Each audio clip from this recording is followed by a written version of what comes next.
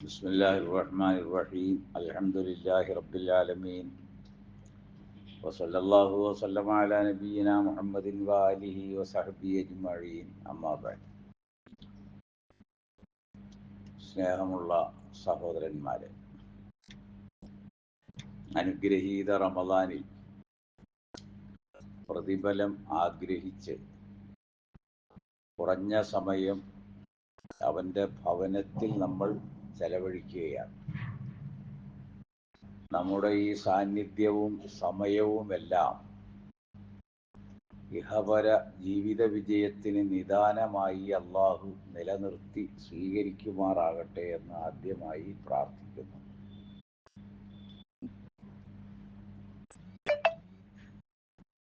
ഒരു വളരെ എത്ര സമഗ്രമായി പറഞ്ഞാലും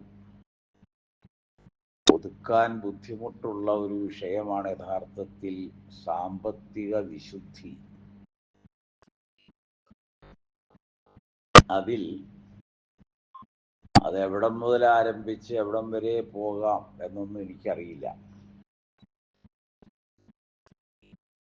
അള്ളാഹു മനുഷ്യന് ചില നിർദ്ദേശങ്ങൾ നൽകുന്നുണ്ട്. അത് മൃഗങ്ങൾക്കൊന്നുമില്ല, അല്ലെങ്കിൽ മറ്റു ജീവജാലങ്ങളോടൊന്നും പറയാത്തത് മനുഷ്യരോട് അള്ളാഹു പറയുന്നു.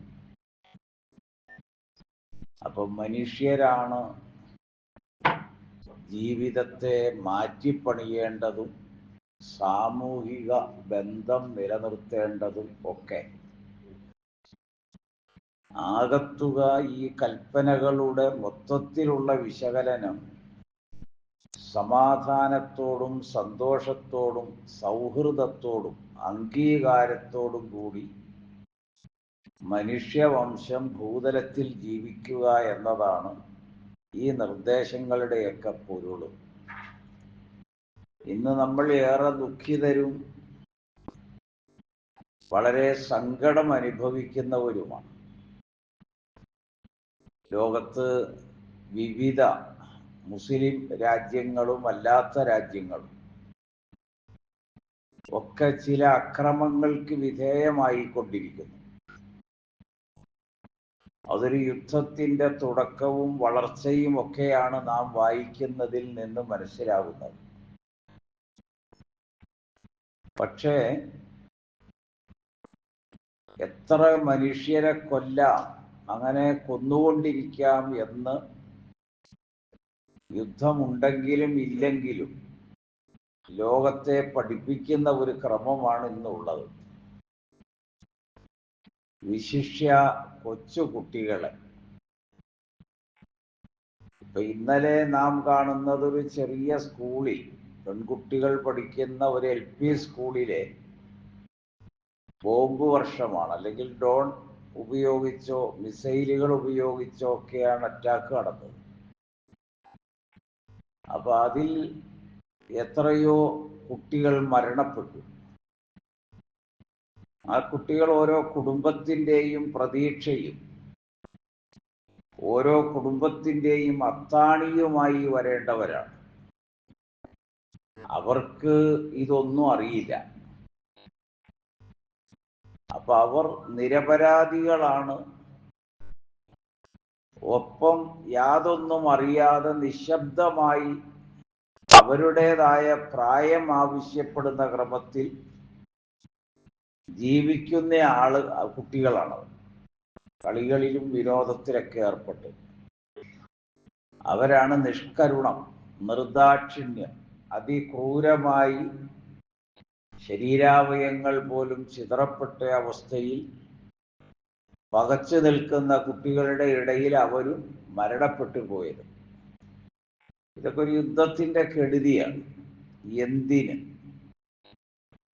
അപ്പൊ 2 വർഷം തികയുകയാണ് നിരന്തരം ലോകവും ലോകരാഷ്ട്രങ്ങളും ഭരണകൂടങ്ങളും നിയമപാലകരും എഴുത്തുകാരും മതമേലധ്യക്ഷന്മാരും ഒക്കെ നിരന്തരം പറഞ്ഞുകൊണ്ടിരുന്നു ഇസ്രായേലിനോട്, നിങ്ങൾ ഇത് അവസാനിപ്പിക്കണം. പക്ഷെ 2 വർഷമായി ഗസയിൽ ഇന്നലെയും അവർക്ക് കഴിയുന്നത്ര ആളുകളെ കൊന്നു. ഇനി ഇന്നും കൊല്ലും. അതിൽ ആകെ 2 ദിവസം മാത്രമേ അവിടെ ഒരു ബ്രേക്ക് ഉണ്ടായുള്ളൂ. 2 പകലും 1 രാത്രി. അന്നാണ് നമ്മളെ ഞെട്ടിച്ച് ഗുഹകളിലും ആളത്തിലും മണ്ണിന്റെ അടിയിലും കെട്ടിടാവശിഷ്ടങ്ങൾക്കിടയിലൊക്കെ വസിച്ചിരുന്ന ആ കുഞ്ഞു കുട്ടികൾ ഖുർആൻ മനഃപ്പാടമാക്കിയതിന്റെ സനദ് ദാനം ഒരു വലിയ സമ്മേളനമായി, ആഘോഷമായി അവർ നടത്തി. നമുക്ക് ഇത്രയും ഫ്രീ ആയിട്ട് ഇരിക്കാൻ കഴിയുമെങ്കിൽ പോലും നമ്മളങ്ങനെ ഖുർആൻ മനഃപ്പാടമൊന്നും ആക്കാറില്ല. ഇത്രയും ശീതീകരിച്ച പള്ളി, ഈ സൗകര്യമൊക്കെ ഉണ്ടെങ്കിലും നമുക്ക് അത്ര വലിയ ബന്ധമൊന്നും ഖുർആനിനോടില്ല. അവിടുത്തെ കുട്ടികൾ ചെയ്ത കാര്യമാണ് ലോകത്തിന്റെ മുൻപിൽ അത്ഭുതം ഉണ്ടാക്കിയെടുത്ത വാർത്തയായിരുന്നു. 700ഓളം കുട്ടികൾ. നമ്മളൊന്ന് ആലോചിച്ച് നോക്കി, അവരൊക്കെ ഭൂമിയുടെ അടിയിലാണ് പല സ്ഥലത്തും താമസിക്കുന്നത്.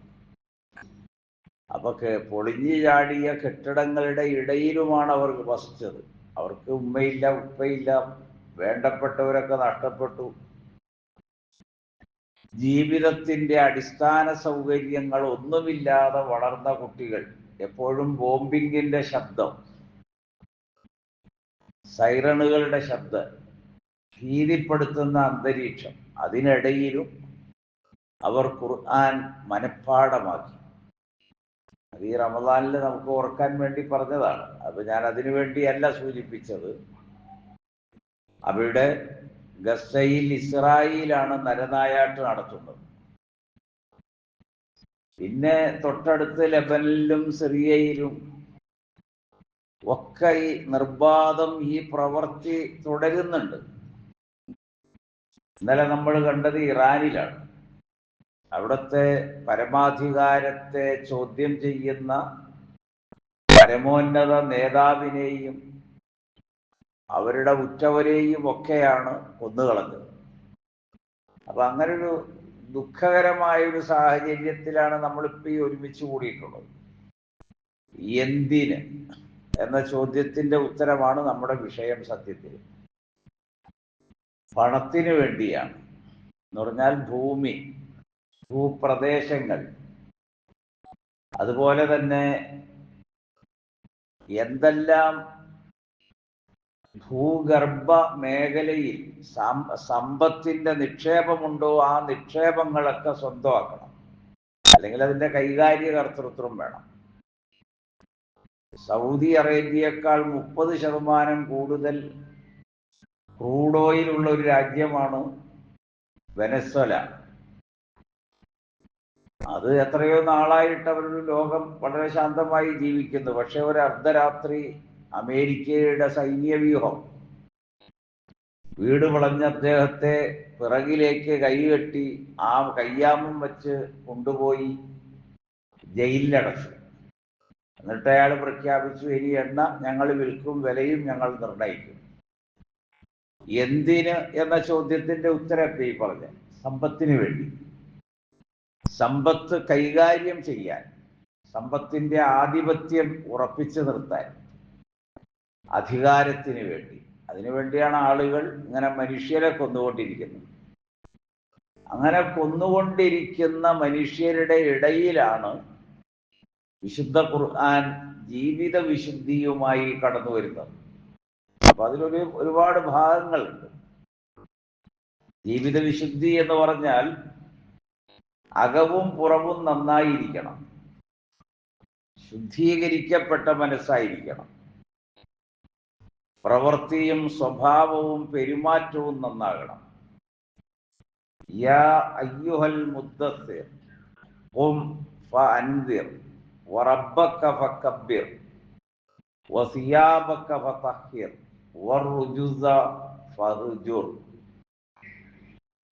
അതിന്റെ ആ ഘടനയ്ക്കാണ് പ്രത്യേകത. ഖുർആനിന്റെ ആ ഘടന ഓരോന്നും ഒന്നിനു ശേഷം വേറൊന്നും ഇങ്ങനെയാണ് അതിന്റെ കൽപ്പന. അലസതയിൽ കഴിയുന്നവരെ, യാ അയ്യുഹൽ മുദ്ദസ്സിർ ഖും, സ്വയം പര്യാപ്തത നേടണം. സ്വന്തം എഴുന്നേറ്റ് നിൽക്കണം, ആരുടെയും സഹായമില്ലാതെ, ആരുടെയും കൈത്താങ്ങില്ലാതെ, സപ്പോർട്ടില്ലാതെ സ്വന്തം എഴുന്നേറ്റ് നിൽക്കണം. ലോകത്തെ ജേതാക്കളോ നേതാക്കളോ ഒക്കെ ആകാൻ നിയുക്തരായ മുസ്ലിം ഉമ്മത്ത് ആദ്യം പഠിക്കേണ്ട പാഠം അതായിരുന്നു. എന്നാലാണല്ലോ സ്വയം എഴുന്നേറ്റ് നിന്നിട്ട് തല ഉയർത്തിപ്പിടിച്ച് പറയാൻ കഴിയൂ മനുഷ്യരോടും ലോകത്തോടും. ഇത് ഒരാള് താങ്ങ് കൊടുക്കണം. അങ്ങനെ താങ്ങുകളില്ലെങ്കിൽ, സപ്പോർട്ടുകളില്ലെങ്കിൽ മുസ്ലിം ഉമ്മത്തിന് ലോകത്ത് നിലനിൽപ്പില്ല. അതാണ് ഇപ്പൊ അനുഭവിക്കുന്ന കെടുതി. നമുക്ക് ബാക്കിയൊക്കെ വായിച്ചാൽ മനസ്സിലാവും. ഞാനത് അധികമൊന്നും വിവരിക്കുകയല്ല. ആർക്ക് നിലനിൽക്കണമെങ്കിലും അമേരിക്കയുടെ സപ്പോർട്ട് വേണം, അവരുടെ പട്ടാള വ്യൂഹത്തിന്റെ സാന്നിധ്യം വേണം, അവരുടെ കരുതൽ വേണം, അവരുടെ റഡാറുകൾ വേണം. അവരാകാശ ഭൂമികളെ ഇങ്ങനെ നിരീക്ഷിച്ചുകൊണ്ടിരിക്കണം. അപ്പോൾ നമുക്ക് സുഖമായിട്ട് കിടന്നുറങ്ങാം, പള്ളിയിലും പോകാം, തറാവീഹ് നിസ്കരിക്കാം, ഖുർആൻ ഓതാം, ദുആ ചെയ്യാം, ഹജ്ജ് ഉംറയൊക്കെ ചെയ്യാം. നിങ്ങൾ ആലോചിക്കാൻ വേണ്ടി പറഞ്ഞാണ് കേട്ടോ ഇത്. അങ്ങനെയാണ് എല്ലാ മുസ്ലിം ലോകങ്ങളും രാജ്യങ്ങളും. നമ്മുടെ പ്രൊഫസർ ആലിക്കുട്ടി മുസ്ലിയാർ എഡിറ്റ് ചെയ്ത് 2 വാള്യങ്ങളുള്ളൊരു പുസ്തകം ഇറക്കിയിരുന്നു. സമസ്തയുടെ സെക്രട്ടറിയാണ് അദ്ദേഹം, പ്രൊഫസർ ആലിക്കുട്ടി മുസ്ലിയാർ. അതിനകത്ത് മുസ്ലിം ലോകത്തെ വിവരിക്കുന്നതാണ് 1ഉം 2ഉം വാള്യം. അപ്പോൾ ഓരോ ലോകവും അതിൻ്റെ പേര്, അതിൻ്റെ വിസ്തൃതി, അതിൻ്റെ ആസ്തി, അതിലെ ഭൂപ്രകൃതി, ജനസംഖ്യ, അവരുടെ പ്രതിശീർഷ വരുമാനം, ഇതൊക്കെ എഴുതിയിട്ടുണ്ട്. ഇതെല്ലാം ഉണ്ടെങ്കിലും സ്വയം എഴുന്നേറ്റ് നിന്ന് മറ്റുള്ളവരുടെ മുൻപിൽ അവരെ അഭിമുഖീകരിക്കാനുള്ള സ്വാതന്ത്ര്യമില്ല എന്നാണ് അതിൽ നിന്ന് നമുക്ക് മനസ്സിലാകുന്നത്. അതൊരു വലിയ പോരായ്മയാണ്. അപ്പൊ ഖുർആനിന്റെ ഈ ആയത്ത് 2ാമത്തെ കൽപ്പനയാണ്. 1ാമത്തെ കൽപ്പന വിജ്ഞാന രംഗത്ത് വളരാൻ വേണ്ടിയായിരുന്നു. 2ാമത്തെ കൽപ്പനയാണ്. അതാണ് ഖും, നീ സ്വയം എഴുന്നേറ്റ് നിൽക്കുക, സപ്പോർട്ടില്ലാതെ. അപ്പൊ നമുക്കൊന്നുകൂടി പറഞ്ഞാൽ സ്വയം പര്യാപ്തരാകണം. അപ്പൊ യുവത ഈ അടുത്തിടെ പ്രസിദ്ധീകരിച്ച ഒരു പുസ്തകമുണ്ട് നമ്മുടെ സയന്റിസ്റ്റുകളെ കുറിച്ച്. അത് നമ്മൾ വായിക്കുമ്പോഴാണ് സ്വയം നിൽക്കാൻ എത്രയോ കാലം മുമ്പ് നമ്മൾ പരിശീലിച്ചതും പഠിച്ചതും നമ്മൾ സിദ്ധിച്ചതുമാണ്. പക്ഷെ നമ്മളാരും അതിന് തയ്യാറായില്ല. എത്രയോ 100 കണക്കിന് കണ്ടുപിടുത്തങ്ങളുടെയും ഗവേഷണങ്ങളുടെയും അന്വേഷണങ്ങളുടെയും തലപ്പത്ത് സയന്റിസ്റ്റുകൾ, ഇതൊക്കെ നമുക്ക് കാണാൻ കഴിയും. അപ്പൊ ഞാൻ സൂചിപ്പിച്ചത് സ്വയം നിൽക്കാനുള്ള കെൽപ്പ് നേടണം. എന്നാൽ മാത്രമേ ലോകത്ത് ജീവിക്കാൻ പറ്റൂ. ലോകം മുഴുവനും പറഞ്ഞല്ലോ, കേട്ടില്ലല്ലോ, എല്ലാവരും പറഞ്ഞു. പോപ്പ് വരെ പറഞ്ഞു ഗസയിൽ കുഞ്ഞുങ്ങളെ ഇനി കൊല്ലല്ലേ എന്ന്. പക്ഷെ അതിപ്പോഴും കൊന്നുകൊണ്ടിരിക്കുകയാണ്, മനുഷ്യരെയും കൊല്ലുകയാണ്. ഇസ്ലാം ഒരു കാര്യം പറഞ്ഞു, ഏറ്റവും വലിയ ജീവിത വിശുദ്ധി എന്ന് പറയുന്നത് ഈ വിഷയത്തിൽ ഏറ്റവും നല്ല നിലയിൽ ജീവിക്കാൻ അവസരം നൽകലാണ്. സ്ത്രീകളെ കൊല്ലാൻ പാടില്ല, കുട്ടികളെയും വൃദ്ധരെയും രോഗികളെയും. ആരാധനാലയങ്ങളിൽ ആരാധനയിൽ അകപ്പെട്ടിട്ടുള്ള ആളുകളെയും കൊല്ലാൻ പാടില്ല, ഉപദ്രവിക്കാനും പാടില്ല. ഇതൊക്കെ ഖുർആൻ മുന്നോട്ട് വെച്ച കണിശമായ ചില നിയമങ്ങളാണെന്ന് നമുക്കൊക്കെ അറിയാം. എന്നിട്ടും അതിനെതിരിലാണ് സംഭവിക്കുന്നത്. അപ്പൊ തിരിഞ്ഞു നിന്ന് ചോദിക്കുമ്പോൾ ഒരു ശക്തി ചോർന്നു പോകാത്ത വിധം ചോദിക്കാനുള്ള സ്വയം പര്യാപ്തത നേടണമെന്നാണ് ഖുർആൻ ഇവിടെ ആവശ്യപ്പെട്ടത്. അത് റുസ്തമിന്റെ കൊട്ടാരത്തിൽ കടന്നു എന്ന സഹാബികൾ അംർ ബിൻ ആസ് റളിയല്ലാഹു അൻഹു വിരല് ചൂണ്ടിയാ സംസാരിച്ചത്. അവിടെ സ്വയം അതിൻ്റെ ഒരു ആർജവ ശേഷി ഉണ്ടാകണം. ഞാൻ ആ ഭാഗം വിടുകയാണ്. ഫഅൻദിർ, താക്കീത് നൽകാൻ നിങ്ങൾക്കാണ് യോഗ്യത. എങ്ങനെ വേണം എന്നത് നിങ്ങളുടെ വിരൽത്തലപ്പ് ഏത് ദിശയിലേക്ക് നീങ്ങുന്നു ആ ദിശയിലേക്ക് ലോകം സഞ്ചരിക്കണം. അതാണ് അതിന്റെ പ്രത്യേകത. ഇറാനിയനാണ് ബാക്കിർ സദർ ഒരു ചെറിയൊരു പുസ്തകം എഴുതിയിരുന്നു. ബാക്കിർ സദർ നല്ലൊരു എഴുത്തുകാരനും ചിന്തകരൊക്കെയാണ്. അപ്പൊ നമ്മൾ ആജ്ഞാപിക്കുന്നവരാണ്. നബിയോട് അല്ലാഹു കൽപ്പിച്ചത് അതാണല്ലോ. ബല്ലിഗ് മാ ഉൻസില ഇലൈക് ബഷീറൻ വനദീറ. ഇതൊക്കെ ഖുർആൻ നമ്മെ പഠിപ്പിച്ച ചില പാഠഭാഗങ്ങളാണ്. ഫഅൻസിർ വറബ്ബക ഫകബ്ബിർ, നിന്റെ റബ്ബിന് മാത്രം നീ സ്തുതി അർപ്പിക്കണം, അവനാണ് മഹത്വമുള്ളത്.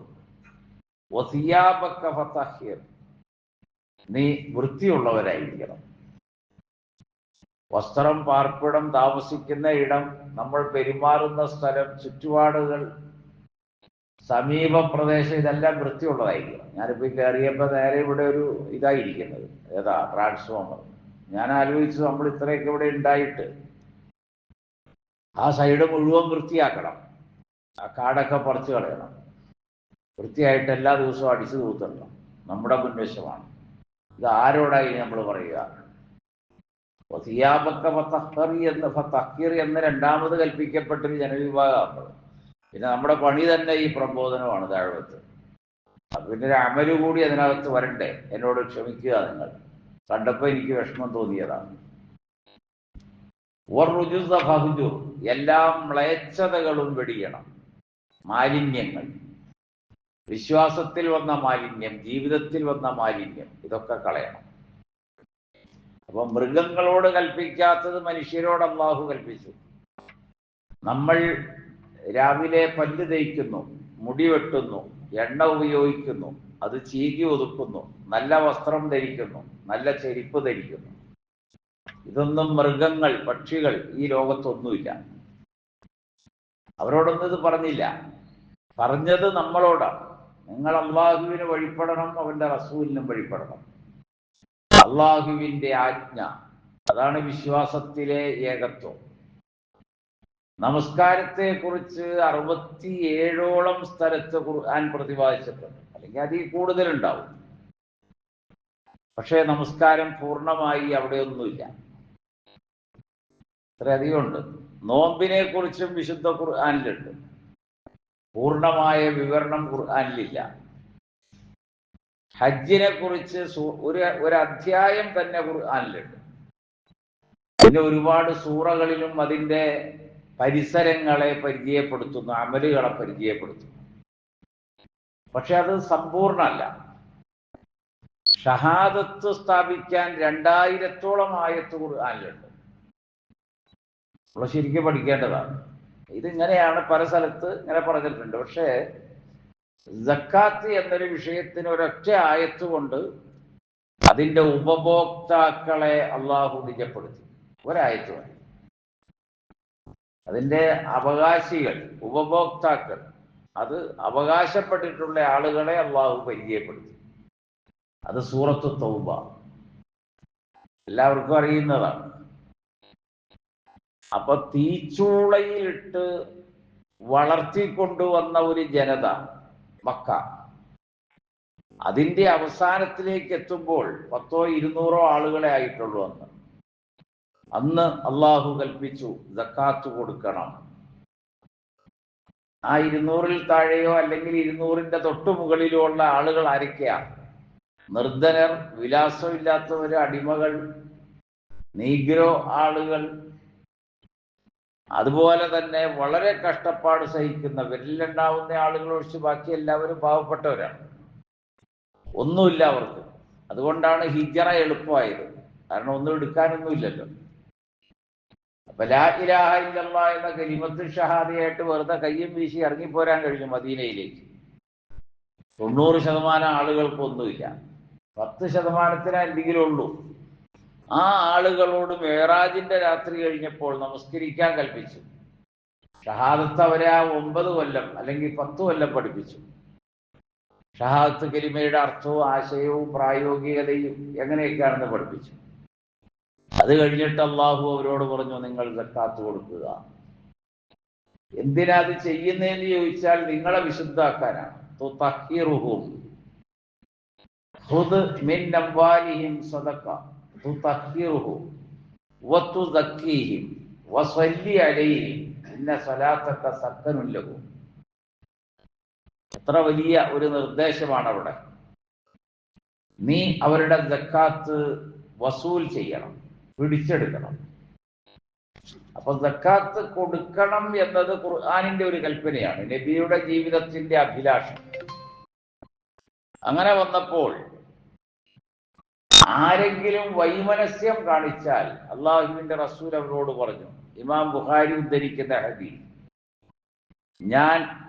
ഞാനത് പിടിച്ചെടുക്കും, സക്കാത്തിന്റെ ഓഹരി എത്രയാണോ അത് പിടിച്ചെടുക്കും. അങ്ങനെ ഞാൻ അതിന് മുതിർന്നാൽ അവന്റെ ആകെ സ്വത്തിൽ 1/3 കൂടി പണിഷ്മെന്റ് ആയിട്ട്, ഫൈനായിട്ട് പിടിച്ചെടുക്കും. അപ്പൊ അതൊരു വലിയ ശിക്ഷയാണുള്ളത്. സക്കാത്തൊരാൾ കൊടുക്കുന്നില്ലെങ്കിൽ അള്ളാഹുവിന്റെ റസൂലിന്റെ നിർദ്ദേശം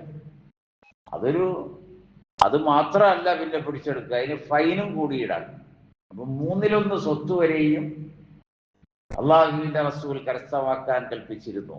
ഇതാണ് നമ്മൾ കാണുന്നത്. അപ്പൊ നിങ്ങൾ സക്കാത്ത് കൊടുക്കണമെന്ന കൽപ്പന അന്നുണ്ട്.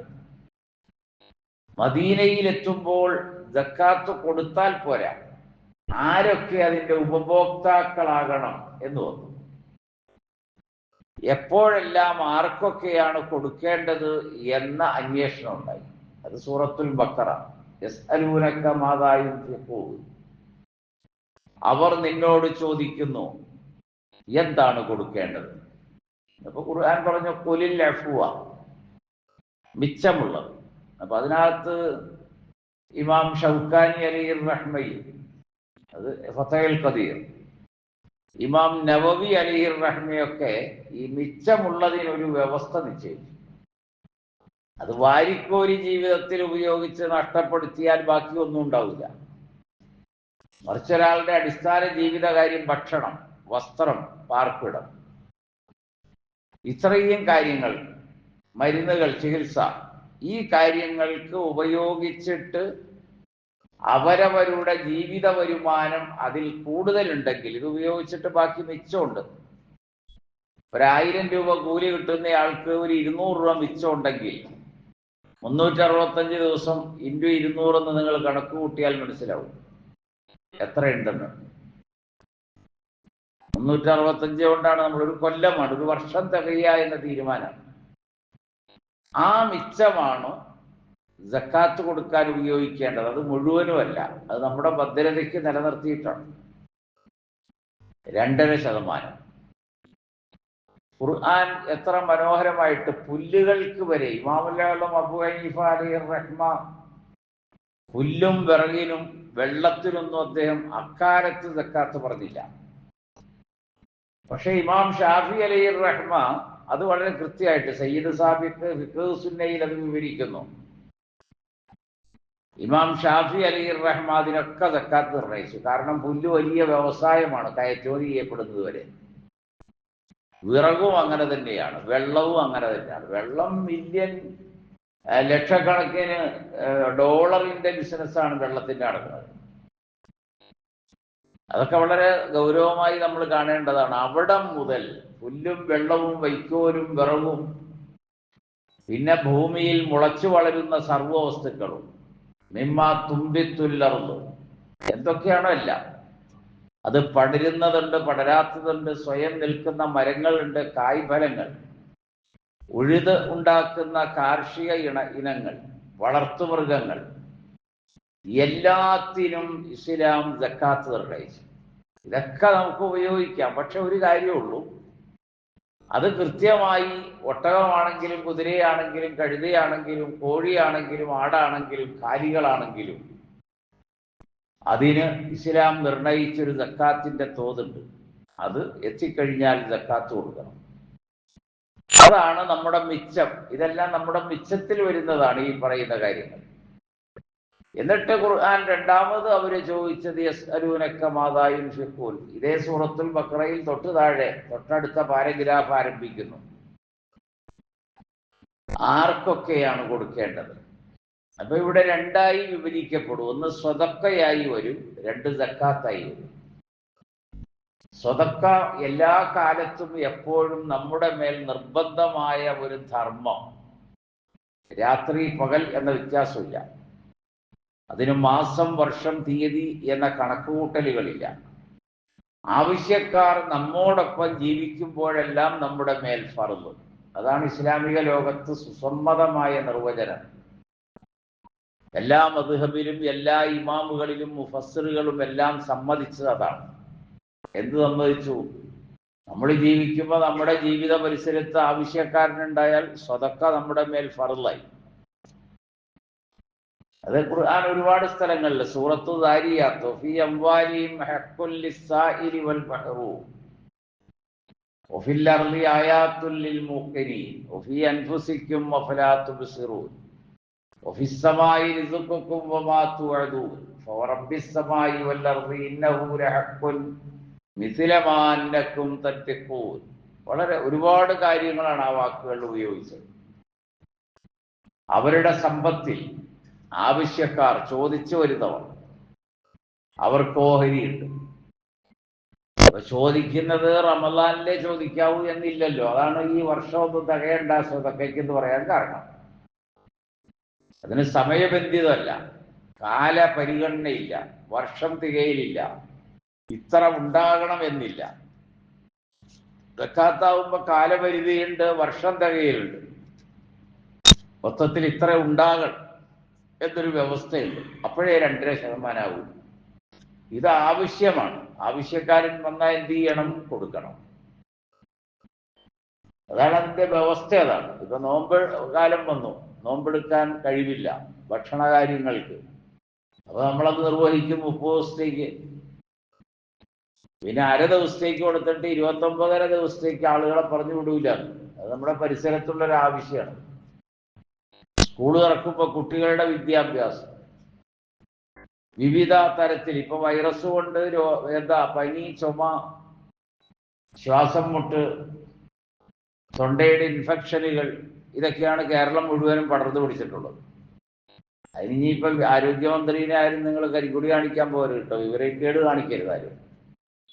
ഇത് ലോകത്തുള്ള ഒരു പ്രതിഭാസമാണ്, നാട്ടിലുണ്ടാകുന്നതാണ് ഈ വൈറസ്. വൈറസിനെ പ്രതിരോധിക്കാൻ ഈ 21 നൂറ്റാണ്ടിന്റെ ഇടയിൽ വൈദ്യശാസ്ത്രത്തിൽ ഒരു റെമഡിയില്ല, ആർക്കുമില്ല. അത് വന്ന് കയറി 2, 3, 4, 5, 6, 7 ദിവസമൊക്കെ നിന്നിട്ട് പോകും. അത്ര മാത്രമേ ഉള്ളൂ. അതിനെന്താ ഒരു റെമഡി ഉള്ളത്? ശരീരം പ്രതിരോധം തീർക്കും. അതൊക്കെ ഖുർആൻ ഇവിടെ ഉണ്ട്, അതിനകത്ത് പറഞ്ഞു. അതല്ല, നിങ്ങളുടെ ശരീരത്തെ നിങ്ങൾ നോക്കിയാൽ നിങ്ങൾക്ക് മനസ്സിലാവും. നിങ്ങളെ സംരക്ഷിച്ച് വളർത്തുന്നത് ശരീരത്തിന്റെ പ്രതിരോധ ശേഷി നിലനിർത്തിക്കൊണ്ടാണ്.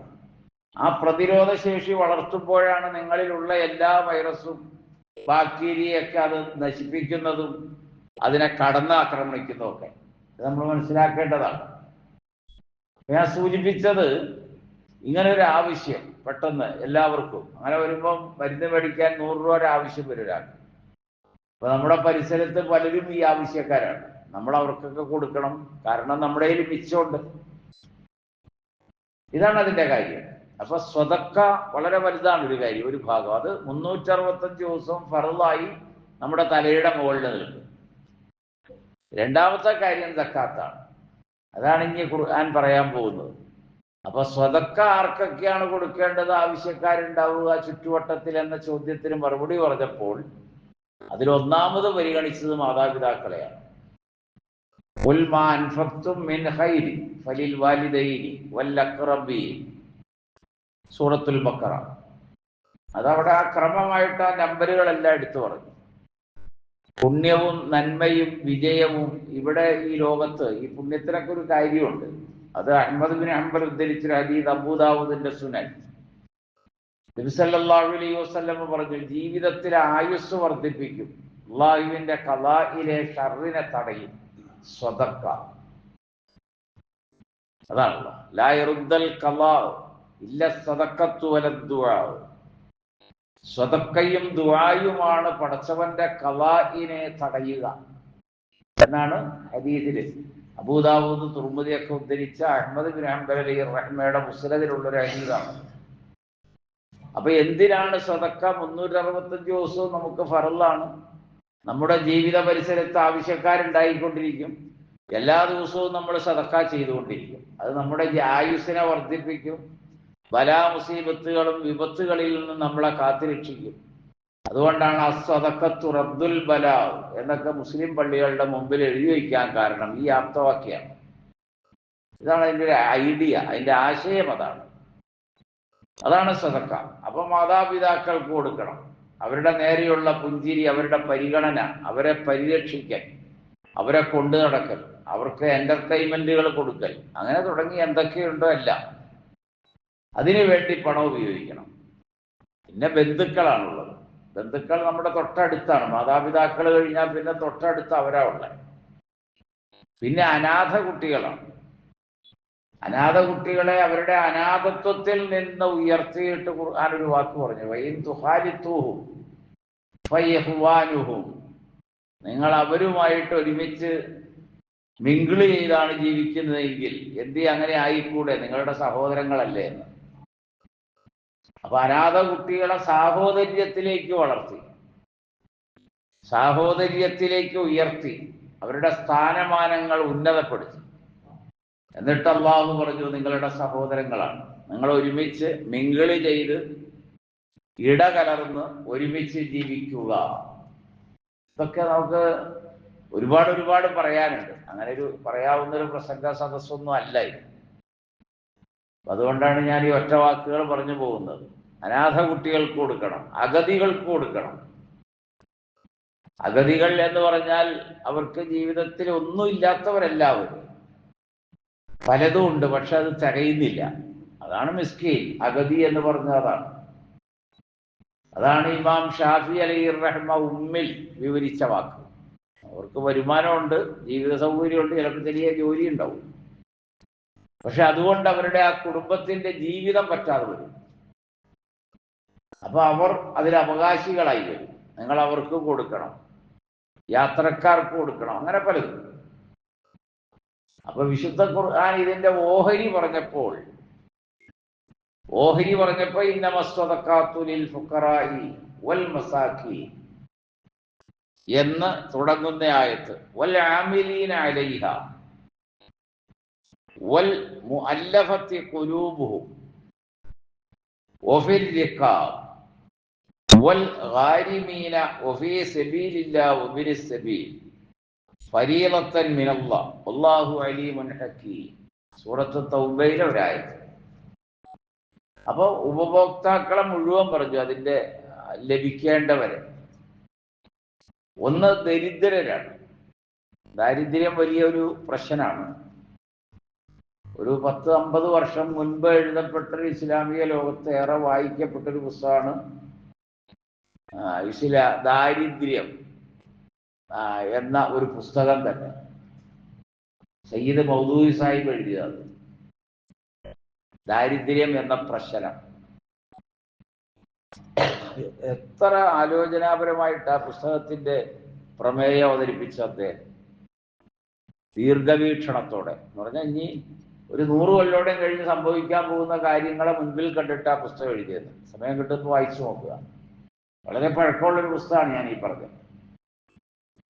ദാരിദ്ര്യം ലോകത്ത് എപ്പോഴും ചോദ്യചിഹ്നമാണ്. അത് നിങ്ങൾക്കറിയാം. ആഫ്രിക്കൻ രാജ്യങ്ങൾ, നൈജീരിയ, എത്യോപ്യ, സോമാലിയ തുടങ്ങിയ ഭൂപ്രദേശങ്ങൾ, അങ്ങനെ ഒരുപാട് പ്രദേശങ്ങൾ, അവിടെയൊക്കെ അനുഭവപ്പെടുന്ന കൊടിയ ദാരിദ്ര്യം. പോഷകമെന്നല്ല, ഒരു ഭക്ഷണവും ഇല്ല അവർക്ക്.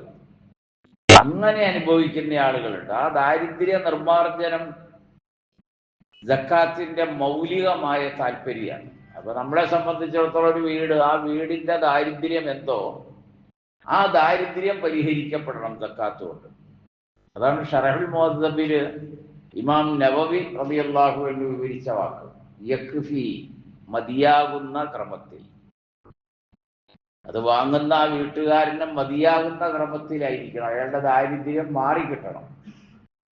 അതാണ് അതിന്റെ പ്രധാനം. ഖുർആൻ അങ്ങനെയാണ് പറഞ്ഞത്, ലിൽ ഫുഖറാ. രണ്ടാണ് മസാക്കീൻ, മിസ്കീൻ. ഇത് ലോകമെമ്പാടും എക്കാലത്തും നിലകൊള്ളുന്ന 2 വിഭാഗമാണ്.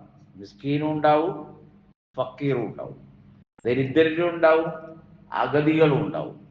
അതുകൊണ്ട് തന്നെ 2 ഓഹരി അവരുടേതാണ്.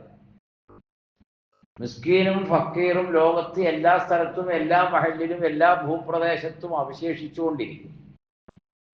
അപ്പൊ അവരാണ് അതിന്റെ ഏറ്റവും ഒന്നാമത്തെ അവകാശികൾ. 1ഉം 2ഉം കഴിഞ്ഞാൽ മൂന്നാമത്തെ അവകാശി അതിനുവേണ്ടി പണിയെടുക്കുന്നവരാണ്. അതിനുവേണ്ടി പണിയെടുക്കുക എന്നതിനെ ഒരുപാട് അർത്ഥ വിശകലനത്തിൽ സയ്യിദ് റഷീദിലുള്ള എഴുതിയിട്ടുണ്ട്. ഇത് പഠിക്കുന്നവർക്ക് ഒരു മനസ്സിലാവുന്നൊരു ഭാഗമാണ് ഞാൻ ഈ പറയുന്നത്. ഇതിനു വേണ്ടി പണിയെടുക്കുന്നവർ കേവലം എന്തെങ്കിലും സമ്പത്തോ ഗോതമ്പോ യവോ റവയോ ഇതൊക്കെ ചാക്കി കെട്ടി തലേ ചുവന്ന് കൊണ്ടുവന്ന് കൊടുക്കുന്ന പണിയെടുക്കുന്ന പണിക്കാരല്ല, അല്ലെങ്കിൽ ഓഫീസ് ബേരേഴ്സ് അല്ല. അതൊക്കെ അതിനകത്ത് പെടാം. പക്ഷെ അതിനുവേണ്ടി ഇസ്ലാമിക ദഅവത്ത് മേഖലയിൽ പ്രവർത്തനം നടത്തുന്ന, പ്രബോധനം നടത്തുന്ന അവരാണ് അതിൻ്റെ യഥാർത്ഥത്തിൽ അവകാശികളെന്നാണ്. അത് വളരെ പിൽക്കാലത്ത് 20-ാം നൂറ്റാണ്ടിലൊക്കെ ഏറെ ചർച്ച ചെയ്യപ്പെട്ട വിഷയമാണത്. അത് ഒരു ആവശ്യവുമാണ്. അതിലെ ഒരുപാട് കാര്യങ്ങൾ സയ്യിദ് റഷീദിലുള്ള മാത്രമല്ല, ഒട്ടനവധി ആളുകൾ തഫ്സീറുൽ കബീറിൽ ഇമാം റാസി അലൈഹി റഹ്മ വനഖലൽ ഖഫാലു അൻ ബഅദി മുതഅഖിരി ശാഫിഈ എന്ന് തുടങ്ങുന്ന ഒരു ഇബാറത്ത് കാണാം നിങ്ങൾക്ക് അവിടെ. ഇമാം ഖഫാൽ പിൽക്കാല ഷാഫി പണ്ഡിതരായ മഹത്തുക്കളിൽ നിന്ന് ഉദ്ധരിച്ചിരിക്കുന്നു, യജൂസു സിർഫു സക്കാത്ത്, സക്കാത്ത് വിതരണം ചെയ്യാം, നൽകാം. സക്കാത്തിനെ നമ്മൾ കൊടുക്കാൻ കഴിയും ആർക്കൊക്കെ. എന്നിട്ടാണ് അദ്ദേഹം പള്ളികളെ കുറിച്ച് പറഞ്ഞു, മദ്രസകളെ കുറിച്ച് പറഞ്ഞു, അധ്യാപകരെ കുറിച്ച് പറഞ്ഞു, റോഡും പാലവും കുളവും ജലസേചനം ഇതിനൊക്കെ ഉപയോഗപ്പെടുത്തണം. കാരണം മുഴുവൻ സമയം ഒരു മദ്രസാധ്യാപകൻ എന്ന് പറഞ്ഞാൽ ഏറ്റവും ചുരുങ്ങിയത് അയാൾക്ക് വേറെ കൂലിപ്പണിക്ക് പോകാനൊന്നും പറ്റില്ല. തളച്ചിടുകയാണ്. രാവിലെയും വൈകുന്നേരവും മദ്രസ, പിന്നെ ശനിയും ഞായറും മദ്രസ. ഒരു ഉസ്താദായി കഴിയുമ്പോൾ 5 നേരം നമസ്കാരം, ഇതിനിടയിൽ എങ്ങോട്ട് പോകാൻ വിഷയം. അപ്പൊ അതുകൊണ്ടാണ് സയ്യിദ് റഷീദുള്ള കുറച്ചുകൂടി ഗൗരവമായിട്ടാണ് ആ വകുപ്പിനെ വിശകലനം ചെയ്തത്. അപ്പൊ അതുകൊണ്ട് വല്ല ആമിലീനാലി ആ സക്കാത്തുമായി ബന്ധപ്പെട്ട് പ്രയത്നിക്കുന്ന മുഴുവൻ പ്രയത്നം നടത്തുന്ന ആളുകൾ, അതിന്റെ തൊഴിലാളികളടക്കം, വൽ മുഅല്ലഫത്തി ഖുലൂബുഹും, മനസ്സ് ഇണക്കപ്പെടേണ്ടവരാണ്. സാഹോദര്യം, സൗഹൃദം അത് സ്ഥാപിക്കപ്പെടണം. അതിന് സ്ഥാപിക്കപ്പെടണമെങ്കിൽ ഈ എന്തെങ്കിലും ഒന്ന് കൊടുത്താലാണല്ലോ അവർക്ക് നമ്മളോടൊരു സിമ്പതി ഉണ്ടാവുള്ളൂ. മക്കം 10 കഴിഞ്ഞപ്പോൾ എന്തിനാണ് നബി, അവിടെ ഒരുപാട് സാധുക്കളൊക്കെ ഉള്ളൊരു നാടാണത്. എന്നിട്ട് അബൂ സുഫിയാന് 100 ഒട്ടകം കൊടുത്തു.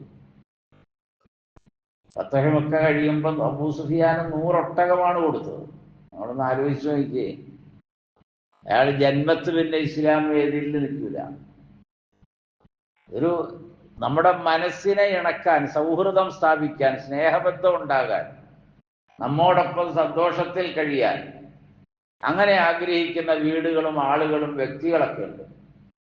അവരാണ് പിന്നീടുള്ള അവകാശികൾ. മുഅല്ലഫത്തി ഖുലൂബ് വഫിർ റിഖാബ്, അടിമകളില്ല, പക്ഷെ ആശ്രിതരുണ്ട് ഒരുപാട്. ഇപ്പൊ അടിമകൾ നമ്മുടെ നാടുകളിലൊന്നുമില്ല, അറബ് രാജ്യങ്ങളിലും അടിമകളില്ല, പക്ഷെ ആശ്രിതരുണ്ട്. ഒരു സ്വാതന്ത്ര്യവുമില്ലാതെ സ്വയം ഒന്ന് എഴുന്നേറ്റിട്ട് ദീർഘശ്വാസം വിടാൻ പോലും അവകാശമില്ലാതെ ബിന്യാമീന്റെ ആടുജീവിതം വായിക്കാത്ത ആരെങ്കിലും ഉണ്ടോ? മനസ്സിലാവും എങ്ങനെയാണ് ആശ്രിതരെന്ന്. അതുപോലെ തന്നെയാണ് ഗദ്ദാമയുടെ തിരക്കഥയും വായിച്ചാൽ അതിന്റെ ശരിയായ വശം മനസ്സിലാവും. ഈ ആശ്രിതർ എന്താ അങ്ങനെ നിൽക്കുന്നതെന്ന് ചോദിച്ചാൽ വേറെ വഴിയില്ല അവർക്ക്. പോരാനും വഴിയില്ല, പോകാനും വഴിയില്ല, രക്ഷപ്പെടാനും വഴിയില്ല. അപ്പൊ തല്ലുകൊണ്ടും ചവിട്ടുകൊണ്ടും കുത്തുകൊണ്ടും തുപ്പലുകൊണ്ടും എല്ലാം സഹിച്ചും ക്ഷമിച്ചും കഴിയുക. ഇതാണല്ലോ നമ്മൾ ഉള്ള അവസ്ഥ. അതുകൊണ്ടാണ് റിഖാബ് അടിമകളല്ല. അടിമകളുണ്ടെങ്കിൽ അതങ്ങനെ തന്നെ. അല്ലെങ്കിലോ തീർച്ചയായും ആശ്രിതത്വം കൊണ്ട് ജീവിക്കുന്ന ആളുകൾ. അതാണ് ഖുർആൻ ഉപയോഗിച്ചതെന്നാണ്. വൽ ഗാരിമീൻ, കടബാധ്യതരുണ്ട്. അത് വിശദീകരിക്കുമ്പോൾ സത്യത്തിൽ നമ്മുടെ ഈ സക്കാത്തിന്റെ വിശദീകരണത്തിൽ നമ്മളൊക്കെ എപ്പോഴും തർക്കിക്കുന്ന ഒരു വിഷയം, അയാൾക്ക് എന്താ അങ്ങനെ കടം വന്നത്, നമുക്കെന്ത് കാര്യം അയാൾക്ക് കൊടുക്കേണ്ടത് എന്നൊക്കെ പറഞ്ഞിട്ടാണ്. അയാളല്ലാതെ ആഴ്ചയിലും മീൻ മേടിക്കണ ഞാൻ കണ്ടിട്ടുണ്ട്. അപ്പൊ അതങ്ങോട്ട് വേണ്ടാന്ന് വെച്ചാൽ പോരായിരുന്നോ? കടം വരൂലല്ലോ. എൻ്റെ ഭാഷയിൽ ഉദാഹരണം പറയണേ. അതിനൊന്നും പഴുതില്ല ഇസ്ലാമിൽ. കടം എങ്ങനെ ഉണ്ടായി എന്നതല്ല, കടക്കാരനായി. പണം എങ്ങനെ ഉണ്ടായി എന്ന് ചോദിച്ചാൽ നിങ്ങൾക്ക് ജീവിതത്തിൽ മറുപടി പറയാൻ പറ്റുമോ? ഈ കാണുന്ന ജീവിത സൗകര്യം നിങ്ങൾക്കുണ്ടായത് നിങ്ങൾ ആരും അറിഞ്ഞിട്ടും അധ്വാനിച്ചിട്ടും പ്രയത്നിച്ചിട്ടും എല്ലാം ശേഖരിച്ച് കൊട്ടയിലിട്ട് മൂടി വെച്ചിട്ടൊന്നും അല്ല. നിങ്ങൾ അറിഞ്ഞില്ല പണം ഉണ്ടായി. സൈക്കിള് മേടിച്ചു, കുറെ കഴിയുമ്പോൾ ബൈക്ക് മേടിച്ചു, പിന്നെ കാറ് മേടിച്ചു, പിന്നെ നല്ല വീടായി, സൗകര്യമായി, അങ്ങനെ പലതും. ഈ പള്ളി തന്നെ നമ്മൾ തുടങ്ങിയത് എങ്ങനെയാണെന്നറിയാം. ഇതെങ്ങനെ ഉണ്ടായെന്ന് ചോദിച്ചാൽ പെട്ടെന്ന് കൃത്യമായിട്ട് മറുപടി ഒന്നുമില്ല, ആർക്കുമില്ല. കടം എങ്ങനെയാണ് ഉണ്ടാകുന്നത്? ഒരു മറുപടിയില്ല. ഇന്നവരെ ആരും കടത്തെക്കുറിച്ച് അങ്ങനെ മറുപടി പറഞ്ഞിട്ടില്ല. ഞാൻ ഇന്നതുപോലെ 2 കൊല്ലം കഠിനമായി യത്നിച്ചിട്ടായി എനിക്ക് 10,000 രൂപ കടമുണ്ടായെന്ന് ആരെങ്കിലും പറയുമോ? എന്തോരം പഠിച്ച് എടുത്തുന്ന ഒന്നുമില്ല. അവൻ ജീവിച്ചാൽ മതി. ഏത് കുടുംബത്തിലും അങ്ങനെ കടമുണ്ടാവും. അത് ക്ഷണികമായി വരുന്ന ആവശ്യങ്ങൾ നിറവേറ്റാൻ തൻ്റെ സമ്പാദ്യവും കഴിവും പോരാതെ വരുമ്പോൾ കടം മേടിക്കും. അത് നിറവേറ്റാൻ കഴിയാതെ വരും. അപ്പോഴാണ് പലിശ ഉണ്ടായത്. എന്താ ലോകത്ത് ഇസ്ലാമിക ഫോബിയ എന്ന് പറഞ്ഞാൽ ഭയം. ഇസ്ലാമിന് എന്താണ് ഇത്ര ഇസ്ലാമിനോടുള്ളൊരു ഭയം വരാൻ കാരണം? വേറൊന്നുമില്ല. പലിശയെ പൂർണ്ണമായി നമ്മൾ നിരാകരിക്കുന്നു. കാരണം ലോക സമ്പദ് വ്യവസ്ഥയുടെ സ്ഥിരാകേന്ദ്രം പലിശയാണ്. പലിശയില്ലാതെ ഒരു ദിവസം അവർക്ക് ചിന്തിക്കാൻ കഴിയില്ല. പലിശയില്ലാതെ ലോകരാഷ്ട്രങ്ങളിൽ ഒരു രാജ്യവും നിലനിൽക്കില്ല, ഒരു ദിവസം പോലും. അത്ര പ്രശ്നമാണ്. പക്ഷെ ഇസ്ലാം അതിനോട് ഒരു മയവുമില്ല. എന്ന് പറഞ്ഞാൽ പലിശ നിർമാർജനം പൂർണ്ണമായ അർത്ഥത്തിലാണ്. ഖുർആൻ മുന്നോട്ട് വെച്ചത് അങ്ങനെയാണ്. പക്ഷെ അത് ലോകരാജ്യങ്ങളുടെ നിലനിൽപ്പിനെ, ഇസ്ലാമിന്റെ വളർച്ച ബാധിക്കും. പിന്നെ നമ്മൾ പൊളിഞ്ഞ് തകർന്ന് നശിച്ചു പോകും. ജനങ്ങൾ ഇത്രയും വലിയ ആയാസരഹിതമായൊരു മാർഗം ഉണ്ടെങ്കിൽ അതല്ലേ അംഗീകരിക്കുള്ളൂ സമ്പദ് മേഖലയിൽ. അതുകൊണ്ടാണ് ഏറ്റവും പ്രധാനമായി ഇസ്ലാമിനെ എതിർക്കാൻ കാരണം. അല്ലാതെ വേറെ ഒരു വൈരാഗ്യവും അവർക്കില്ല. അങ്ങനെ ഉണ്ടാകേണ്ട കാര്യമില്ലല്ലോ. ഞാൻ സൂചിപ്പിച്ചത് ഇസ്ലാം പലിശയെ നിഷിദ്ധമാക്കുകയാണ്. അതിൻ്റെ വിശദാംശങ്ങൾ ഒരുപാടുണ്ട് പറഞ്ഞാൽ. അത് ഖുർആൻ പറഞ്ഞു, ആളുകൾ ബോധ്യം വന്നു. പലിശയിൽ വന്നാൽ ആ രാജ്യം അടിമപ്പെടും എന്ന് പറഞ്ഞാൽ മാനസിക അടിമത്തം. മദീന അങ്ങനെയായിരുന്നു. ഔസ് ഹസ്റജ് ഗോത്രങ്ങളായിരുന്ന അറബികൾ, അവരും അവരുടെ രാജ്യവും അവരുടെ വീടും അവരുടെ സ്ത്രീകളും കുട്ടികളും എല്ലാം വിധേയപ്പെട്ടത് ആരോടാണ്? യഹൂദരോടാണ്. എന്താ കാര്യം? കൃഷിക്കും കച്ചവടത്തിനും അവരാണ് പലിശയ്ക്ക് പണം കൊടുക്കുക. അങ്ങനെ കൃഷി ചെയ്യും. ഒരു ചെറിയ കാലവിപത്തുണ്ടായാൽ മതി, അപ്പൊ വിളവുണ്ടാവില്ല. അപ്പൊ ആ മേടിച്ച കാശ് കൊടുക്കാനില്ലാതാവും. അതിന് പലിശ നിർണയിച്ചിട്ടുണ്ട്. കാശ് മുതൽ കൊടുക്കാൻ പോലും ഇല്ലാത്ത വിളവെടുപ്പായിരിക്കും. അപ്പൊ അടുത്ത ടൈമിലേക്ക് വരുമ്പോൾ അത് ഇരട്ടിയാവും പലിശ. അതാണ് ഖുർആൻ ഇരട്ടിയുടെ ഇരട്ടി എന്നൊക്കെ ഖുർആൻ പറഞ്ഞതാണ്. അതൊക്കെ നിങ്ങൾ അവിടെ നിന്ന് വായിച്ചു നോക്കുക. അപ്പൊ ജൂതന് കീഴിലാണ് അറബ് വംശവും അവരുടെ പ്രദേശവും. അപ്പൊ ഇസ്ലാം അവരെ അതിൽ നിന്ന് മോചിപ്പിക്കാൻ ഒരു വഴിയായിരുന്നു, പലിശ നിരോധിച്ചു. എന്നിട്ട് റസൂലുള്ള ഒരു പ്രഖ്യാപനം കൂടി കൊടുത്തു, മൂലധനം വാങ്ങാൻ ഇവിടെ വച്ച്, ഇല്ലെങ്കിൽ അതും ഉണ്ടാവില്ല. എന്നേക്കുമായി പലിശ നിരോധിക്കുന്നു. എൻ്റെ കാൽച്ചുവട്ടിൽ ഈ ഭൂമിയിൽ കുഴിച്ചിടുകയാണ്. പിന്നെ എങ്ങനെ ജീവിക്കുമോ? നമ്മളൊന്ന് ആലോചിച്ച് നോക്കി. ഇതൊക്കെ നമ്മൾ പഠിച്ചാൽ വളരെ വലുതാണ്. നമ്മുടെ സമ്പത്ത് എങ്ങനെ നന്നാക്കിയെടുക്കാം എന്ന ചോദ്യം ഖുർആനിന്റെ ഉത്തരത്തിൽ മനസ്സിലാവും. ഖുദു മിൻ അംവാലിഹിം സദഖ തുതഹിറുഹു. എന്തിനാണ് സദഖ, സക്കാത്ത് കൊടുക്കുന്നത്, വാങ്ങുന്നത്, എടുക്കുന്നത്? അവരെ ശുദ്ധീകരിക്കാനാണ്. വതുസക്കീഹിം, അവർക്ക് ആത്മസംസ്കരണം വരുത്താനാണ്. അങ്ങനെ വാങ്ങിക്കഴിയുമ്പോൾ അവർക്ക് വേണ്ടി ഉപഭോക്താക്കൾ പ്രാർത്ഥിക്കണമെന്നാണ്. എന്തെങ്കിലും പറഞ്ഞുകൊണ്ട് പോകലോ ശപിക്കലോ എന്തൊക്കെയുണ്ട്, എന്നിട്ട് 5 പൈസ തന്നെ എന്നൊന്നും പറഞ്ഞു പോലല്ല. വാങ്ങുന്ന ഉപഭോക്താവ് ആ കുടുംബത്തിന് വേണ്ടി പ്രാർത്ഥിക്കണം. പടച്ചവൻ ഇത് സ്വീകരിക്കട്ടെ, എനിക്ക് തന്നതും നിങ്ങൾ മിച്ചം വെച്ചതിലും ബർക്കത്ത് ചെയ്യട്ടെ എന്ന് പറഞ്ഞുകൂടെ? എനിക്കിപ്പോ നിങ്ങൾ 100 രൂപ തന്നു, നിങ്ങൾ മിച്ചം വെച്ചിട്ടുണ്ടാവും വീട്ടിൽ, ഇതിലും നിങ്ങളുടെ വീട്ടിൽ മിച്ചം വെച്ചതിലും അള്ളാഹു ഖൈറും ബർക്കത്തും നൽകട്ടെ എന്ന് പറയുമ്പോൾ ദാതാവ് കൊടുക്കുന്നയാളുടെ മനസ്സ് കുളിർമയാവും. ആ മനുഷ്യന്റെ പ്രാർത്ഥനയാണ്. ആ പ്രാർത്ഥന വരുമ്പോൾ ഇവിടെ സമാധാനമാവും. അതുകൊണ്ട് നബിയോട് അള്ളാഹു കൽപ്പിച്ചു, സക്കാത്ത് വാങ്ങിയാൽ പോരാ, വസല്ലി അലൈഹി, അവർക്ക് വേണ്ടി പ്രാർത്ഥിക്കണം.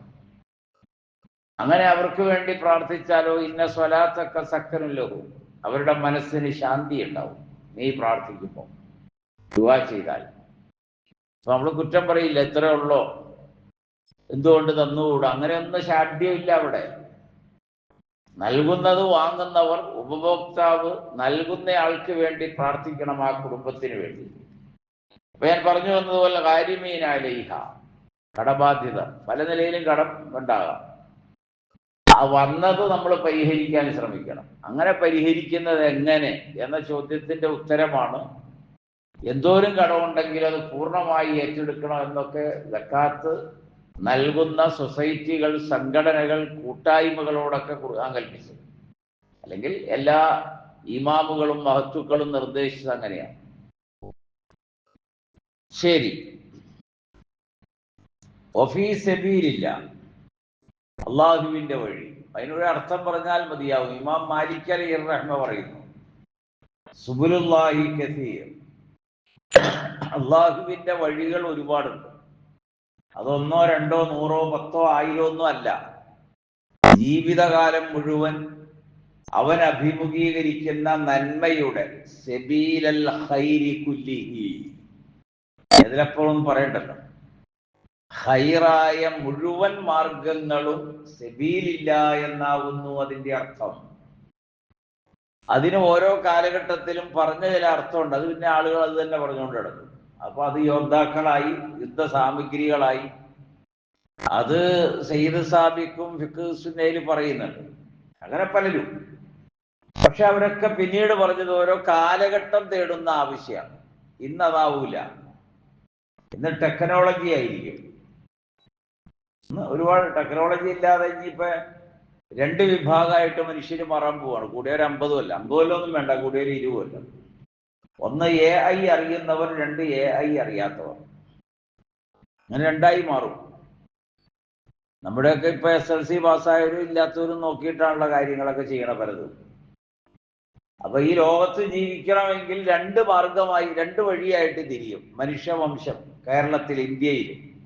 ഒന്ന് AI അറിയുന്നവർ സമർത്ഥരാകും, AI അറിയാത്തവർ വെറും പരാജിതരാകും. അതുകൊണ്ട് നമ്മളത് പഠിച്ചേ മതിയാവും. അപ്പൊ ടെക്നോളജിയാണ് ഇവിടുത്തെ വിഷയം, സാങ്കേതിക വിദ്യകളാണ്, സയൻസാണ്, വളർന്നു വരുന്ന പുരോഗമനപരമായ അറിവുകളാണ്. അത് ആർജിക്കലാണ് ഇതിനകത്ത് വിഷയം. അള്ളാഹുവിന്റെ വഴി ഒന്നതാകുന്നു. ഇപ്പൊ ഈ കാലികമായി അതിനർത്ഥം പറഞ്ഞതാണത്. അത് ഈജിപ്തിലെ ഗ്രാൻഡ് മുഫ്തിയൊക്കെ ആ അർത്ഥം പറഞ്ഞ് വിവരിച്ച ആൾക്കാരാണ്. അങ്ങനെ ഒരുപാട് ആളുകൾ. അങ്ങനെ ഞാൻ അതിന്റെ എല്ലാ ഭാഗത്തേക്കും വരികയല്ല. അള്ളാഹുവിന്റെ വഴിയിൽ, ആ മാർഗത്തിലാണ് ഇസ്ലാമിന്റെ എല്ലാ ദഅവത്തിന്റെ മുഴുവൻ മേഖലകളും ഉൾപ്പെടുത്തപ്പെടുന്നത്. മുഴുവൻ മേഖലകളും. അതെല്ലാം നല്ല കാര്യങ്ങളാണ്. നോട്ടീസ് അടിക്കുന്നത് മുതൽ, പുസ്തകം അടിക്കുന്നത് മുതൽ, ലൈബ്രറി സ്ഥാപിക്കുന്നത് മുതൽ, അതുപോലെ പള്ളി മദ്രസകൾ സ്ഥാപിക്കുന്നത് മുതൽ, അതെല്ലാം സക്കാത്തിന്റെ ഓഹരി ഉപയോഗിച്ച് ചെയ്യണം എന്ന് ശഠിച്ചവരാണ് ആ ഇമാമുകളൊക്കെ എന്നർത്ഥം. ഒബിനി സബീൽ, ഇന്ന് യാത്രക്കാർക്ക് അങ്ങനെ ഒരു വിഷയമില്ല, അന്ന് പഴയ കാലത്തുണ്ടായി. അപ്പൊ ഇതിനകത്ത് പല വകുപ്പും ഇന്നില്ലാത്തതാണ്. ഇന്ന് യാത്രക്കാരുടെ കയ്യിലെല്ലാം ഗൂഗിൾ പേ ഉണ്ട്, പിന്നെ കഷ്ടപ്പെടുന്നില്ല. നമുക്ക് മനസ്സിലായി ഈ പറഞ്ഞ. ഇന്ന് എല്ലാവരുടെ കയ്യിലും ഇതുണ്ട്, അല്ലെങ്കിൽ കാർഡ് ഉണ്ട്, അല്ലെങ്കിൽ പണം സ്വരൂപിക്കാൻ അത്യാവശ്യം വരുന്ന ആവശ്യമുള്ള കാശ് എത്രയോ അത് ഫോൺ ചെയ്തും അല്ലാതെയും വിളിച്ചു വരുത്താൻ കഴിയുന്ന വഴികളുണ്ട്. അപ്പൊ അതുകൊണ്ട് ഇബ്നു സബീൽ എന്നൊരു യാത്രക്കാരെന്നൊരു വകുപ്പ് എതിരെ ഇങ്ങനെ നടക്കുന്ന ആളുകൾ കൊടുത്ത് ആ ഓഹരി തീരും എന്ന് ധരിക്കാൻ പാടില്ല. പറഞ്ഞു വന്നത് മനുഷ്യർ വിശുദ്ധമാക്കപ്പെടാൻ, പറഞ്ഞാൽ മനുഷ്യരുടെ മനസ്സ്, ഏകാധിപത്യം, ധാർഷ്ട്യത, അഹങ്കാരം, ധിക്കാരം, നിഷേധം, ഇത്തരം ദുർഗുണങ്ങളിൽ നിന്ന് മനുഷ്യരെ മോചിപ്പിച്ച് വിനയം പഠിപ്പിച്ച് സഹകരണം നൽകി മനുഷ്യരാശി ഒറ്റ കുടുംബം എന്ന നിലയിൽ ജീവിക്കാൻ പ്രാപ്തമാക്കുന്ന ഇസ്ലാമിലെ അതിവിശുദ്ധമായൊരു ഇബാദത്താണ് യഥാർത്ഥത്തിൽ സക്കാത്ത്. അതാണ് എനിക്ക് മനസ്സിലായത്. അപ്പൊ അത് കൊടുക്കൽ മാത്രമല്ല, വാങ്ങുന്നവരാണ് അതിൽ ഏറ്റവും കൂടുതൽ ശ്രദ്ധിക്കേണ്ടത്. നമ്മൾ എന്താവശ്യത്തിന് എങ്ങനെ എന്തിനൊക്കെ വാങ്ങുന്നു, എങ്ങനെയൊക്കെ ഉപയോഗപ്പെടുത്തുന്നു, ഇതൊക്കെ അവരുടെ മേൽ ബാധ്യതയാണ്, കൊടുക്കുന്നവരുടെ മേൽ. അപ്പൊ ഒരു നാട്ടിൽ നമ്മളിൽ സ്വത്ത് ഒരു സ്ഥലത്ത് മാത്രം കേന്ദ്രീകൃതമാവില്ല, അത് വികേന്ദ്രീകൃതമാവും. നമ്മുടെ ചുറ്റുവട്ടത്തിലേക്കും ഈ പറഞ്ഞ 8 വിഭാഗം, ആ നാട്ടിൽ അന്ന് എത്ര വിഭാഗം ഉണ്ടോ അത്രയും പേർ അതിലേക്ക് വിഭജിക്കപ്പെടുമ്പോൾ വലിയ മാറ്റം ഉണ്ടാവും. അതാണ് ഖുർആൻ സാധ്യമാക്കുന്ന സക്കാത്തിന്റെ രീതി എന്ന് നമുക്ക് ഗ്രഹിക്കാൻ കഴിയും. ഇപ്പൊ റമദാൻ മാസമാണ്. അപ്പൊ റമദാനിൽ ഇതിന് വലിയ മുൻഗണന നൽകാറുണ്ട്. കാരണം ഒരുപാട് പ്രതിഫലം നിറഞ്ഞ ദിനരാത്രങ്ങളാണ് റമദാൻ. ഏത് ചെറിയ സൽക്കർമ്മവും എത്രയോ ഇരട്ടി പ്രതിഫലത്തിലേക്ക് ഉയർത്തപ്പെടും. അപ്പൊ ഫർളായ ഈ അമല് പോലും നിർവഹിക്കാനും കാലഗണന നടത്താനും വളരെ എളുപ്പമാണ്. റമദാൻ ടു റമദാൻ എളുപ്പമാണല്ലോ. അതുകൊണ്ടാണ് റമദാൻ മാസം സക്കാത്തിന്റെ മാസമായി കണക്കാക്കാൻ കാരണം. എല്ലാ ഇസ്ലാമിക പ്രസിദ്ധീകരണങ്ങളും നിങ്ങൾ എടുത്തു നോക്കിയോ, എല്ലാവരുടെയും അതിനകത്തൊക്കെ ചുരുങ്ങിയത് 1 ഡസനെങ്കിലും ഇസ്ലാമിക വിദ്യാഭ്യാസ അഗതി അനാഥ മന്ദിരങ്ങളുടെ പരസ്യമുണ്ട്, അഭ്യർത്ഥന. നിങ്ങൾ ഏത് വീക്കിൽ എടുത്തു നോക്കിയോ. അതെല്ലാം നിലനിൽക്കുന്നത് ഈ ഒരു മാസം കൊണ്ടാണ്. കാരണം ആളുകൾക്ക് പ്രചോദനമാണ് റമദാനിൽ എന്തെങ്കിലും ചെയ്യാൻ. വിശിഷ്യ 17ഉം ലൈലത്തുൽ ഖദറും ഒക്കെ ഉള്ള ദിവസം, ബദറുൽ കുബ്രയുടെ ദിവസമായിട്ടാണ് 17 കാണുന്നത്. അപ്പൊ സത്യാസത്യം ഏറ്റുമുട്ടിയ ഒരു ദിവസമാണ്. അപ്പൊ വലിയ പ്രതിഫലമാണ് അവിടെയൊക്കെ കിട്ടുക. ആ കൂലി ആഗ്രഹിച്ചിട്ടാണ് ഈ നിലയിൽ മുസ്ലിം ലോകം റമദാനിൽ സക്കാത്തിന്റെ നൽകലും വിതരണത്തിനുമൊക്കെ സമയം കണ്ടെത്തി മുന്നോട്ട് പോകുന്നത്. അതിന് യാതൊരു തകരാറുമില്ല, ദോഷവുമില്ല. റമദാനല്ല ശവ്വാൽ ആയിക്കൂടാഞ്ഞിട്ടല്ലാതെ റമദാനിന്റെ പ്രതിഫലം ആഗ്രഹിക്കുന്നത് കൊണ്ടാണ്. അങ്ങനെ ഇന്ന് ലോക മുസ്ലിംകളെല്ലാം ആ കാര്യങ്ങളിൽ വളരെ നിതാന്ത ജാഗ്രത പുലർത്തി ഓരോരുത്തരും ചെയ്യുന്നു. അപ്പൊ ഇതിനകത്ത് അവസാനം ഒരു വാക്കുകൂടി പറയാം. എല്ലാവർക്കും ധർമ്മം ചെയ്യാം, എല്ലാവർക്കും സക്കാത്ത് കൊടുക്കാൻ കഴിയില്ല, എല്ലാവർക്കും സദക്ക ചെയ്യാം. കാരണം 1 രൂപയുള്ള ആൾക്ക് 50 പൈസ സദക്ക ചെയ്യാലോ. എന്നാൽ 1 ലക്ഷം രൂപയുള്ള ആൾക്കാവുമ്പോ 2.5% അയാൾ കൊടുത്താൽ മതി. 1 രൂപ ഉണ്ടായിരുന്ന ആൾ കൊടുക്കണ്ട. അത് അയാളുടെ മേലുള്ള ബാധ്യത, ഫർള്, നിർബന്ധം. ഈ സദക്ക ഈ സാധുവിനും ചെയ്യാവുന്നതാണ്. അതുകൊണ്ടാണ് മുസ്ലിം ലോകം ഈ പാരസ്പര്യ സഹകരണത്തിലാണ് യഥാർത്ഥത്തിൽ ഈ ലോകക്രമം നിലനിൽക്കുക. അങ്ങനെ ഉണ്ടാകണം. എല്ലാവരുടെയും പ്രാർത്ഥന ആവശ്യപ്പെടുന്ന സമയമാണ്, എല്ലാവരുടെയും ഒത്തൊരുമ ആവശ്യപ്പെടുന്ന സമയമാണ് റമദാൻ, എല്ലാവരുടെയും കൂട്ടായ്മ ആവശ്യപ്പെടുന്ന ഒരവസരമാണ് റമദാൻ. എല്ലാവരും അതിനായി യത്നിക്കുക. അള്ളാഹു നാം ഓരോരുത്തരെയും അനുഗ്രഹിക്കുമാറാകട്ടെ. നമ്മുടെ മാതാപിതാക്കൾ, ഗുരുവര്യന്മാർ, കുടുംബാദികൾ, അള്ളാഹു അവരെല്ലാം തൃപ്തിപ്പെടുമാറാകട്ടെ. ലോകത്തിന് അള്ളാഹു ശാന്തിയും സമാധാനവും നൽകി അനുഗ്രഹിക്കുമാറാകട്ടെ. എല്ലാ കലഹങ്ങളും ഫിത്നകളും കടന്നാക്രമങ്ങളും ക്രൂരതകളും റഹ്മാനായ അള്ളാഹു അവസാനിപ്പിക്കുകയും മനുഷ്യ ജീവിതത്തിന് ശാന്തി പകരുകയും ചെയ്യുന്ന ഒരവസ്ഥ അള്ളാഹു പ്രദാനം ചെയ്യുമാറാകട്ടെ. നമ്മിൽ നിന്ന് വേർപിരിഞ്ഞു പോയ മാതാപിതാക്കൾ, കുടുംബാദികൾ, ഉസ്താദന്മാർ, അള്ളാഹു അവരുടെ ബർസഖിയായ ജീവിതത്തെ തൃപ്തിപ്പെടുമാറാകട്ടെ. മുസ്ലിം ലോകത്തിന് അള്ളാഹു ഇസ്സത്ത് നൽകി അനുഗ്രഹിക്കുമാറാകട്ടെ. റബ്ബനാ ആതിനാ ഫിദ്ദുനിയാ ഹസന വഫിൽ ആഖിറതി ഹസനതൻ വഖിനാ അദാബന്നാർ. സ്വല്ലല്ലാഹു വസല്ലമ അലാ നബിയിനാ മുഹമ്മദ്.